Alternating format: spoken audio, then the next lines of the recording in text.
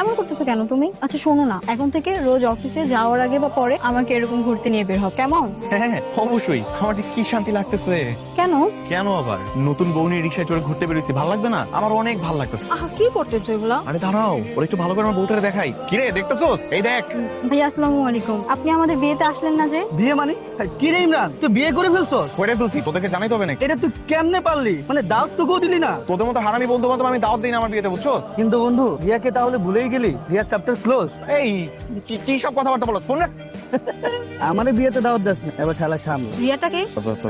বুঝছো, বলে না বলে আমি চিনি না। এই মামা থামেন তো, সত্যি করে বলো তো রিয়াটাকে? তুমি না বলছিলে যে তোমার জীবনে আমার আগে কোনো মেয়ে আসে নাই? আসে নাই তো, আমার লাইফে তো তোমার আগে কোনো মেয়ে আসে নাই, তুমি প্রথম।